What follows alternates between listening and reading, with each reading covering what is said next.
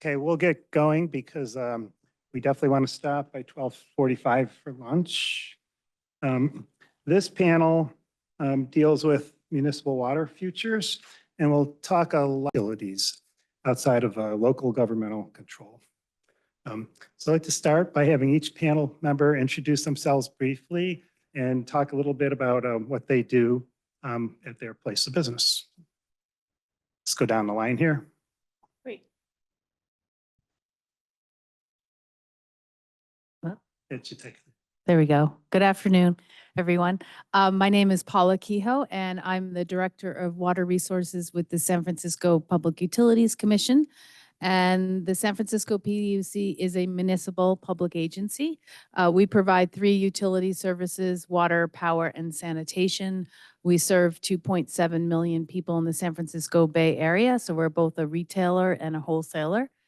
We generate hydroelectric power as well as solar power, and we operate a combined sewer system in San Francisco, which is very uncommon in the US. Not many cities have, or certainly older cities, but not many places have combined sewer systems where we treat both sanitary and stormwater on the same set of pipes to extends to our treatment plants, and then it's discharged to the San Francisco Bay and Pacific Ocean.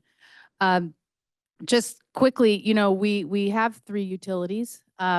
However, we've and under the same umbrella, but we've not always coordinated and worked very closely together, and that has caused some challenges in terms of continuing to provide reliable water, power, and sanitation services to our customers. So we've adopted a one water approach, really to break down those silos within the organization to create more integrated planning and create more of a circular economy. And we can certainly talk about that more as we go through the panel. Thank you.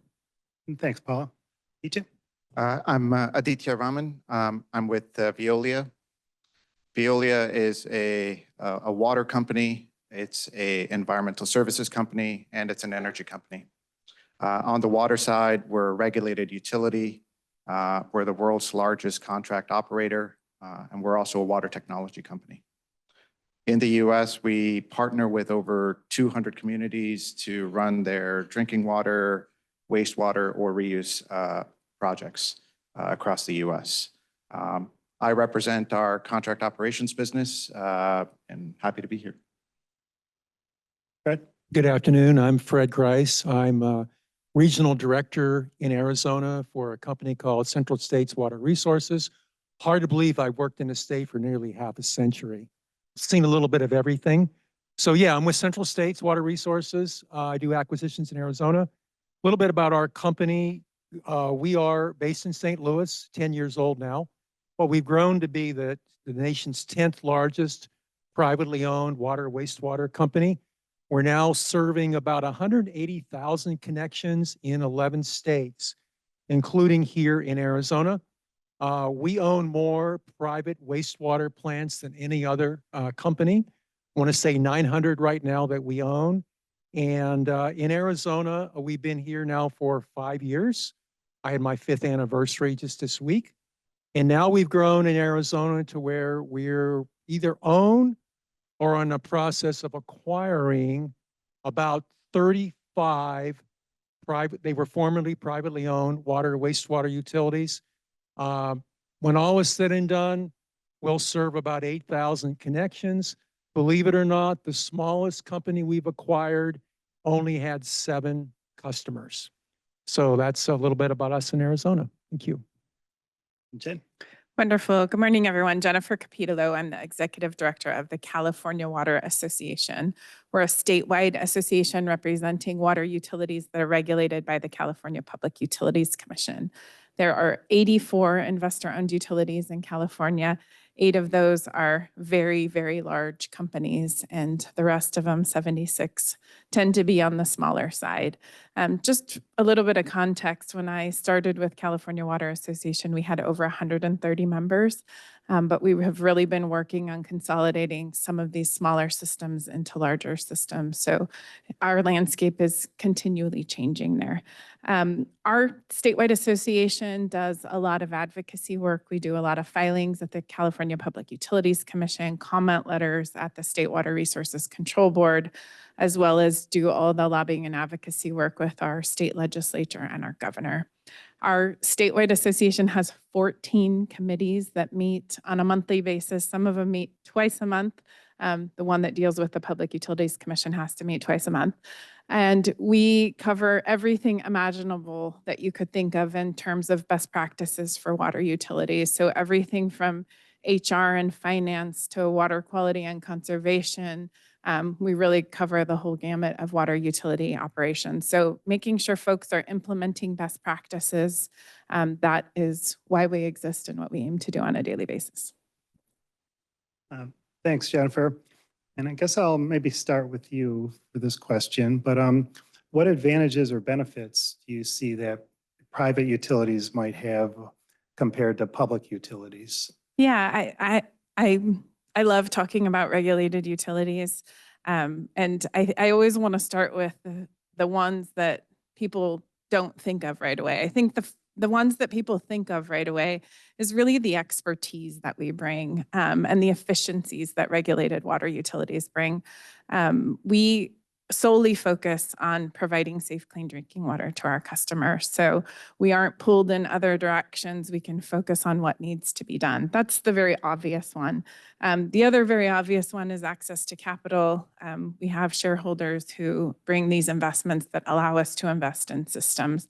But I think the ones that we don't talk about as much are the regulatory oversight that we have from the Public Utilities Commission and the State Water Resources Control Board. There is real value there in having a regulatory oversight and the benefits that that brings to the customers in terms of transparency, analyzing data, someone looking over our capital plans to make sure that what we're constructing is truly necessary for our customers. And the last one that I want to mention, I think investor-owned utilities really do a very good job at innovation and sustainability. And we aren't bound by some of the rules. Unfortunately, our public agencies in California have two laws that apply to them. Proposition 218 is the one people most commonly refer to that puts some limitations on how innovative they can be. Things like providing low-income rate assistance on one side, we can do that. The Public Utilities Commission requires us to do that for our large companies. But also on the technology side, we can be quick to adopt some of these two newer technologies that are emerging. So just a couple examples there. Thanks a lot, Jennifer. Brad, maybe I'll ask you to try to answer that question from your perspective as. Yeah, I'll talk a little bit about consolidation and why I think it's important for our nation right now. I'm going to add a little more color to what was discussed at our opening session this morning. Our industry is very fragmented. There are 80,000 separate water and wastewater systems scattered across the country. But what is really significant about that is 92% of those systems are small to very small systems. So you take that number apart, out of those 80,000 systems, 420, give or take a few, serve communities more than 100,000 people. But let's take that a little bit further. Let's talk about compliance with regulations right now. As we sit here today, typically every year there are about 90,000 water quality violations that are occurring on an ongoing basis. Most of those, however, are for systems serving less than 3,000 people.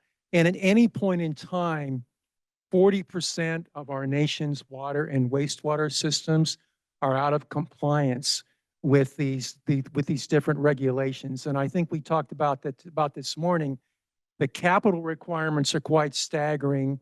The American Society of Civil Engineers did a study where they graded our nation's water, wastewater infrastructure.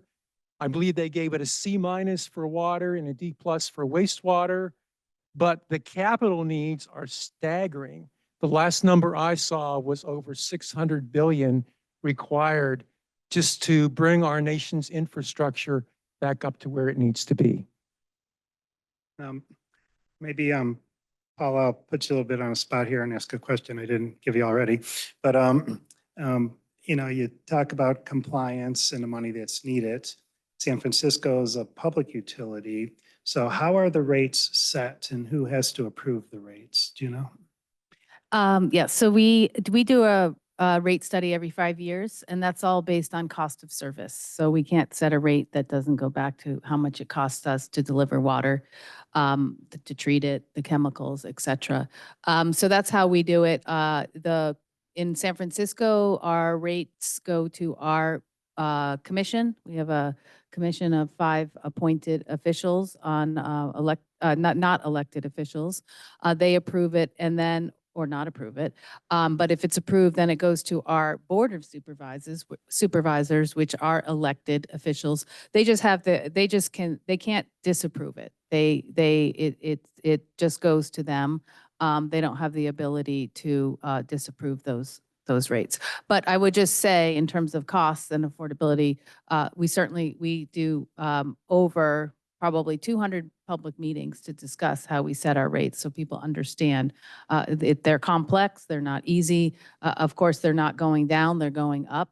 And that's, you know, a very important communication issue and understanding that we need to explain why and how they are going up. So that's a great example of a well-run utility, in my opinion. It's municipally owned. The other end of the scale is maybe Jackson, Mississippi. Paul heard of Jackson, Mississippi a couple of years ago. EPA gave them $600 million, okay, for one utility, came out of federal government, $600 million. That money is almost gone.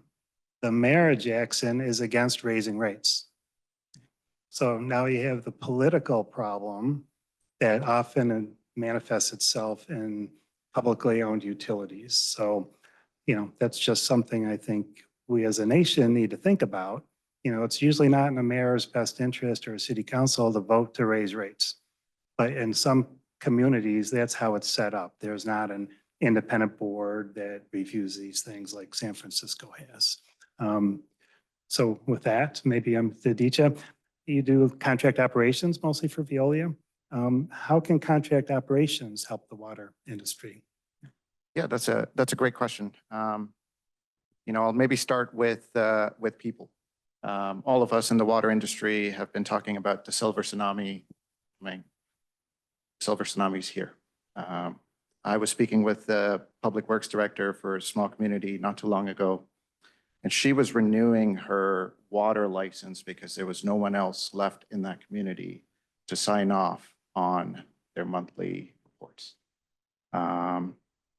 When we go in, partner with the community, we stand up training programs, create local jobs, stand up internship programs so that we can move operators between different facilities that we run, give them training on different types of treatment technologies, and they bring that experience home. So I think that's been really valuable to a lot of the communities that we partner with. I'll talk about serving ratepayers.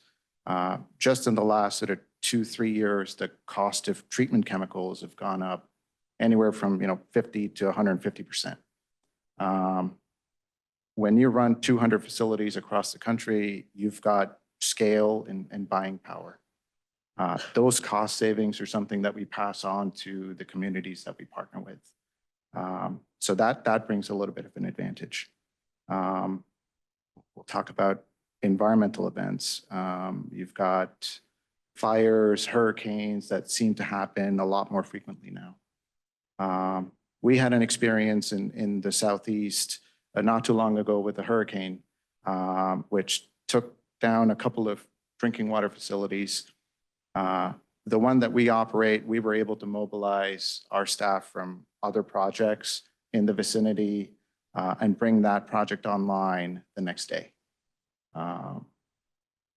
Went on to help the other communities, but it took them a little bit more time. So I think those are some ways where we've been able to sort of flex our scale.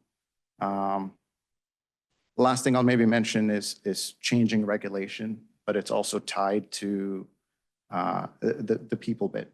A lot of communities want to do reuse now. In California, you put in an MBR system, you need a certain class of operator to run that project. That technical knowledge is missing. So yeah, those are just some examples.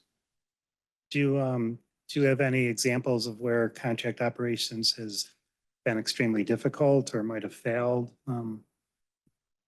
Yeah, I wouldn't necessarily say failed, but one of the challenge that we sometimes run up against is we're not the owner of the asset. So, someone on an earlier panel mentioned there's plants that are 50, 75 years old. We can make recommendations of investment that's needed, but that's maybe sort of one area where we don't have the ability to go in and invest money because it's not our asset. So water reuse was brought up. Paula, do you want to talk a little about the One Water and water reuse initiatives that are going on in San Francisco? Sure. So I mentioned that we've adopted a one water approach, and really that's about thinking about integrated planning and trying to get ourselves out of our silos, because we like to be in silos. But we need to get out in order to really solve our water challenges that we're facing. For us, our number one challenge for us in San Francisco is drought. But we also have issues with flooding as well. But drought is our driver from the water side. So we've been, thinking about how we can use water as efficiently as possible. Water conservation is our number one water management strategy. We go there first. We want to reduce demand before we start thinking about developing new supplies. That's just how we've been working. And for the past 30 years, for example, we've been promoting water conservation. Our residential per capita today is 40 gallons per person per day. That's among the lowest in the state of California and half the statewide average. That's been an investment by the utilities. So we spend over $7 million a year to asking our customers to use less water, which means less revenue. So, but we believe that is the most cost-effective water supply. We consider saving water as a water supply. But we've also been developing our water supply portfolio for over 100 years. We've been relying on surface water. It's been reliable. Not 85% of our water comes from the Tuolumne River in Yosemite National Park. Again, a very unique situation to have one of our reservoirs in a national park. That water flows by gravity 165 miles to San Francisco. It's an engineering marvel built in the early 1920s. It's enabled us to generate hydropower. It's an amazing system, very high quality water. That's why Silicon Valley is located in Silicon Valley, because of the chips that we provided that water back in the day. But we know with our challenges and climate uncertainty, we cannot rely on just our surface water supplies. So we've been diversifying our portfolio. We've been blending groundwater. San Francisco actually used to use groundwater in the early 1920s, but we stopped that when we brought the Hetch Hetchy project online. We also have recycled water projects from municipal scale, centralized scale of taking wastewater and producing water for irrigation. And actually San Francisco, again, was the first community in the US to use recycled water, and that's was in Golden Gate Park.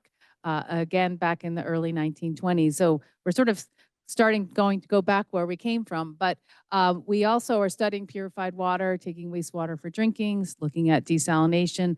Those are much larger, complex, very expensive water supplies. So we're taking our time to ensure that we need those supplies. But I do want to get to the decentralized. So we recognize that we have another opportunity that we felt we were really missing in San Francisco. And that's the opportunity to install decentralized or on-site water treatment systems where you can capture and treat water on-site, reuse it for non-potable applications, and while protecting public health. So we have a program that we've established in 2012 that first started as a public-private partnership. Developers came to us. They wanted to install a gray water treatment system to treat water to flush their toilets.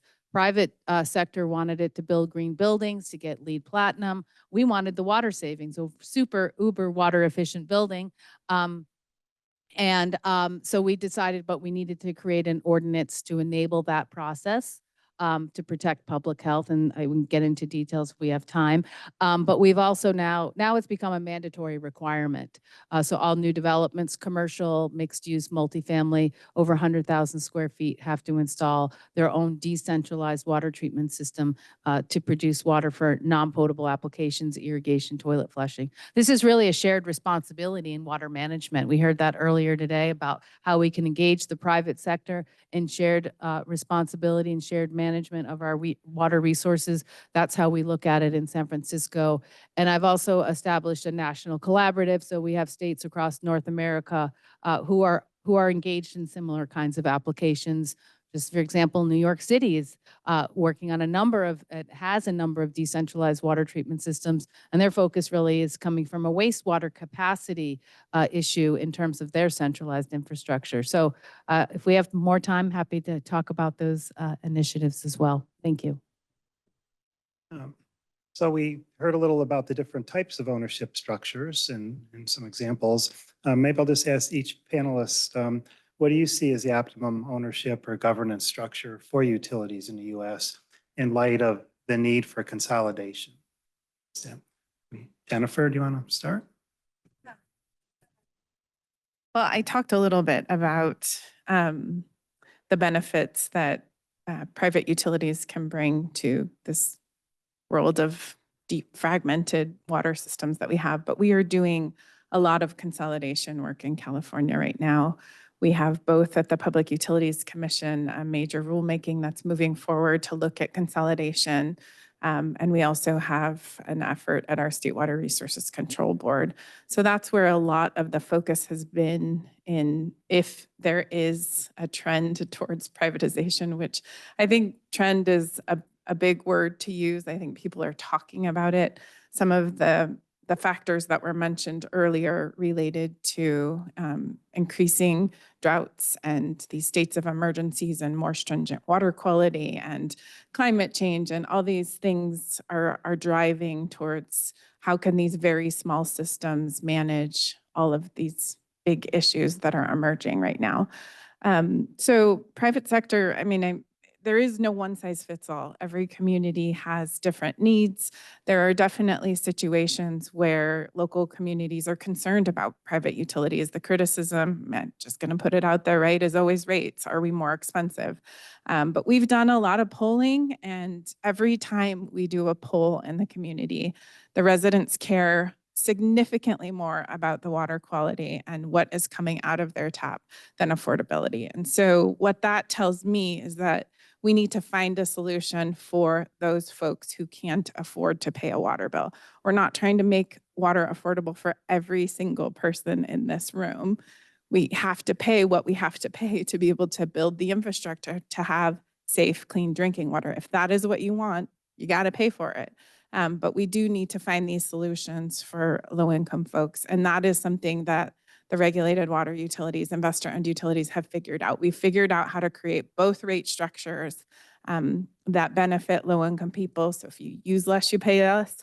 But also we figured out these subsidies where we can provide low-income rate assistance to address those folks directly.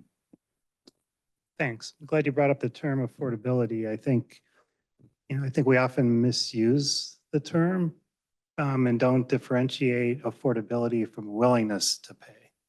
Right? A lot of people can pay, but they don't want to pay. And you get mayors and city councils that don't want to raise rates, even though most people can afford a rate raise. But I agree, you need to look at affordability from a perspective of who can't pay. Yeah, there's this professor that I really like who works on social psychology, and his whole idea is like, he back in the day, he used to convince people, we used to say toilet to tap.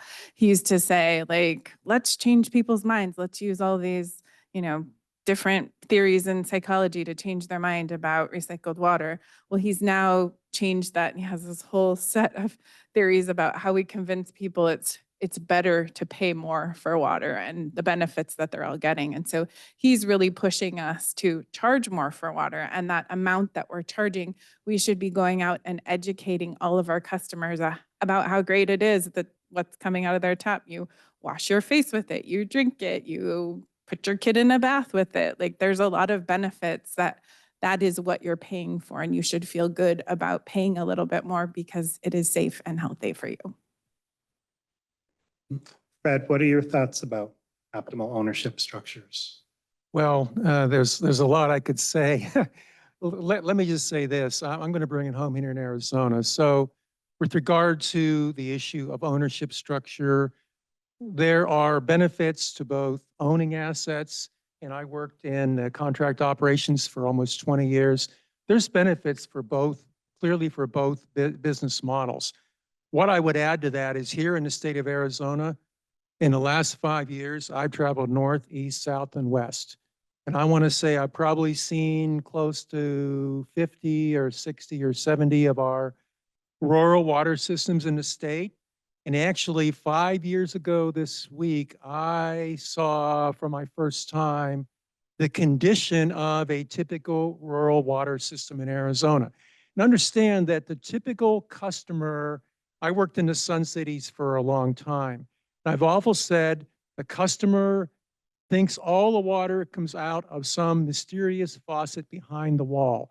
They're not aware of the condition of these water systems. So the first water system I saw in Arizona, I walked up to the storage tank. I saw a bunch of rust spots on the tank. So I went over to look at it closely, and I could see a screw bolt that was on the tank. I went to look at it, and the owner said, "Oh, don't touch that, don't touch that." So you had a storage tank at one is the verge of utter collapse. So we've got aging infrastructure. There's a need for some of these legacy systems to invest capital as owners. That is a key driver for consolidation. I was talking with a good friend of mine, Jennifer, earlier today, who does asset management. The other issue is all these small systems, these owners cannot afford on their own to invest in asset management systems. So if you can bring together common ownership, do some degree of consolidation, a company like Veolia or Central States can come in and offer those asset management solutions to each one of these systems at a significantly reduced cost. What that will mean is improved service to customers, improved reliability to customers. My last comment is this. Isn't it interesting that by and large, consumers are willing to pay $100 a month for cell phone service, a couple $100 a month for data service and cable television service. And yet, if you talk about a $50 or $60 water rate, there is tremendous resistance. And clearly here in Arizona, like anywhere, water is life, plain and simple. That's the willingness to pay versus affordability. DJ, what are your thoughts? I mean, this might sound like an easy answer, but, I think contract ops is in a little bit of a unique spot. We're sort of a natural partner both to investor-owned utilities as we are to, publicly owned utilities as well. Fred sort of mentioned, reliability, safety, consistent operations, not having 90,000 NOVs. I think that's sort of the value proposition of contract ops is we will bring in professional operations to your utility. One of the earlier panels sort of mentioned de-risking, and that's really what it is. It is de-risking operations to make sure you're not on the wrong side of regulators. Paula? Well, I would just say that I think water is all about local context. So I don't think to say public's better than private or private's better than public. I think that I can speak from San Francisco's perspective. We're clearly a public agency. We're proud of our utility. We're proud of our operators. We're proud of our services and the quality of water that we provide. Affordability we address. I didn't mention earlier that we put a 5% cap. We don't raise rates higher than 5% as a policy decision, again, to address affordability issues. We have significant affordability issues in San Francisco, despite all of the wealth that's in the San Francisco itself. So I just in terms of that, we've been, and we have water rights. It's very, very complicated. issue in terms of, I think, consolidation in some areas, not all areas.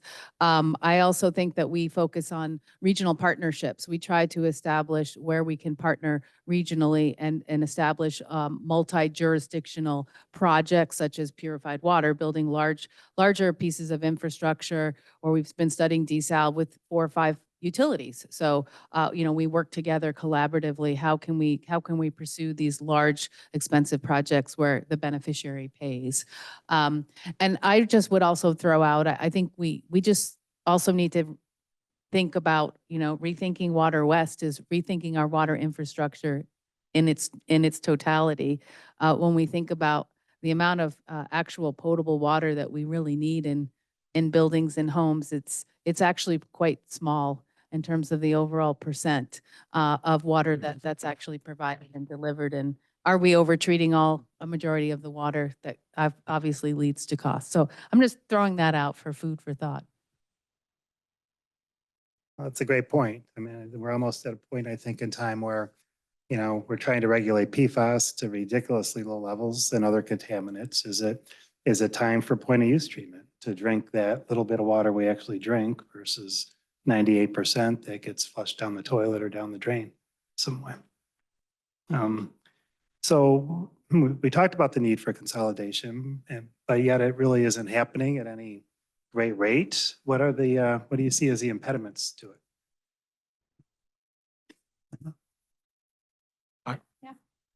I'd like to chime in on that. So interesting question. Let me say this. In some ways, we're victims of our own success. Water is the silent service. And we've done such really, if you look back more than 100 years ago, waterborne diseases were quite endemic in the United States. We had disinfection that occurred about 1908, I believe. So we're victims of our own success. We're the silent service. People don't hear about us, so they think things are just fine.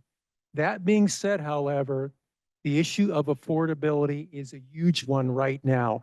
I'm astounded at how expensive things are right now to build, to get contractors to come and do what I thought were simple projects. Construction costs have escalated because of the cost of inflation. So we've got systems in Arizona. I was telling Rob earlier today, when we acquired some of these systems right now, we found water rates, one system, 1965, to where customers were only paying $100 a year for water service. So fast forwarding that ahead right now, I think one of the biggest impediments and barriers to consolidation is, I would say, twofold. One is customers don't really understand the true cost of water and what it takes to provide them with safe, continuous drinking water. It's in full compliance with all regulations. But my final comment is this: consolidation. So here in Arizona, we filed our first rate application back in late 2024. And we think that it makes perfect sense for all these water systems that we've acquired that have common needs. They all have need to invest in infrastructure. We have proposed a consolidated Arizona rate structure.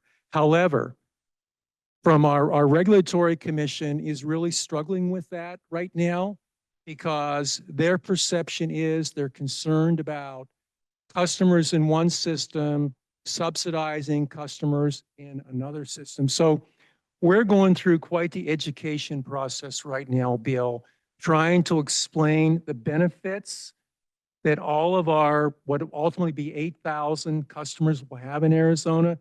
Everybody will share in the benefits for one common rate base, one common investment, to where we can take full advantages of economies of scale. But it is a tremendous challenge. We're going through an education process right now, changing the paradigm with the benefits of that, but moreover, getting our customers to understand the true cost of water right now. And it is a tremendous challenge for us all, I would say.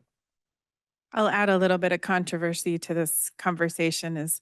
I don't think there's any incentive for us to do this kind of work, both on the private sector side and on the public agency side. It is a humongous headache to do water system consolidation. Fred does this every day for his job. It is so much work.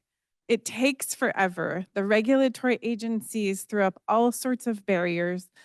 Generally, the community that you're coming into has been living with unsafe drinking water for so long, they hate their water provider, and you have to turn around that community to get them to like you. There are just so many headaches that are involved in consolidating small failing systems. And I wish that our regulators could see that. So they started putting together incentives. Fred mentioned one, rate consolidation, being able to have one single rate for a whole bunch of different water systems that really helps balance that cost.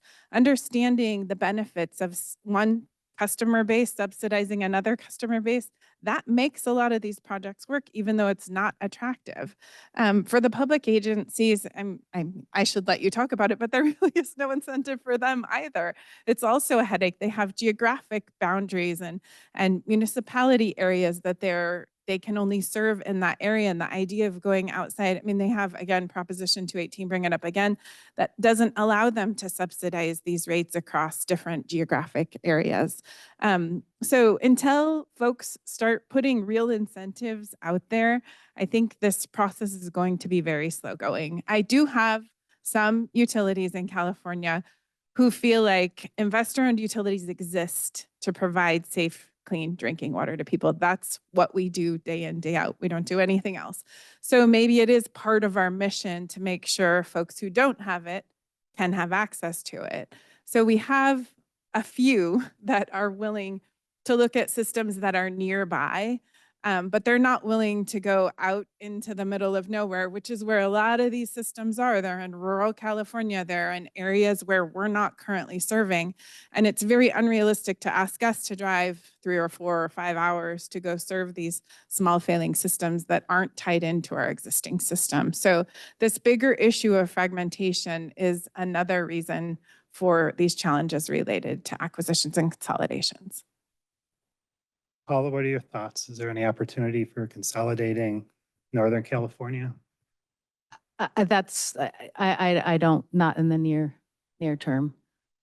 It's just very complicated. There's different jurisdictions. There's board, East Bay Mud is a utility district. We're a public utility. We all have different water rights. It's very, very, very, very complicated. I think, I don't know if it's just, should we go for regional consolidation? Or to me, again, it's what are we doing? Are we doing the right types of infrastructure? Do we have the right kinds of water management strategies that we're trying to pursue? Looking at that versus just saying we have to do regional consolidation that's going to solve all of our water challenges. I don't think that is the case. Some utilities want to stop doing water use efficiency. Of course, we have a bias. I already said that that's our #1 water management strategy. So they have enough wastewater to produce potable, purified water. But then you're just replacing one water supply with another, but not necessarily potentially a net gain in what you're trying to do in terms of water and water management. So anyway, I think a little bit differently, and I think that we all need to think differently about our infrastructure and how we manage our systems going forward. Centralized systems really have served a great purpose in protecting public health, but they are very expensive. They're not very nimble. They're very not very easy to maintain, and a lot of challenges. So can we think about it from that perspective, not just focusing on regional consolidation? So my comment back. Yeah, I think it depends where you are. There's you look at the vast number of utilities in the country. I'll just take North Texas, for example. North Texas Water District is a huge district, 860 MGD treatment plant. It's actually 4 plants on one big campus. They sell water to more than 50 neighboring utilities, none of whom produce any water. And some of those utilities then sell it to another utility. And every step of the way, the cost of that water gets marked up again and again and again. And I think what doesn't get talked about enough is in so many municipalities around the country, money is actually taken from the water department and used for other things in the municipality. Sometimes it's payments in lieu of taxes. Sometimes it's, every legal representative, every IT person works for the water utility, not the city government. And so they transfer money different ways. And when you look at the utilities that actually fail, the ones that make the headlines, they have been doing that for years. They've taken money one way or the other from the water revenue and they used it for other things. And I think until that gets solved, and there's really no reason why every municipality necessarily has to has control over their water. I mean, we don't do this in the power industry. We don't do it other places. Don't get me wrong. There are phenomenally run municipal utilities, and I think they should be able to stay well run that way. But I don't think it's smart to necessarily have 50 smaller utilities just buying water and delivering it, and are responsible then for that water quality. They just don't have the resources. But what are your thoughts on that type of problem? I don't know if I'm going to respond directly to that, but I think from my perspective, my closing comment would be that coming back to we're victims of our own success, sometimes you don't appreciate what you have until you no longer have it. I think by and large, our customers, consumers of water, by and large, that water is always there when you turn the tap on. And so I wake up at 2 o'clock in the morning thinking about how we take water for granted. And I know a few years ago in Arizona, we were looking at what would a day be like without water in Arizona. And our customers don't realize what they have unless they no longer have it. And having seen the condition of so many of these rural systems, they're literally only one well failure away from an utter disaster where they would not have water for several days. Then they would realize the true value of water. Any other closing comments, Paula? Do you have to say? I mean, I think Fred kind of alluded to it, right? Like water is a deeply emotional subject. People don't care about it until it doesn't work. To sort of the earlier discussion around consolidation, one thing I've kind of seen is it always needs a champion, someone that can go in, educate the ratepayers, the customers, help them understand that, by having a regional plant that serves 2 or 3 cities, you're not losing control of your water. It just provides a little bit more resiliency, improves water quality. So yeah, I think as long as we sort of keep that front and center. Well, we're out of time. So thank you and thank the panel.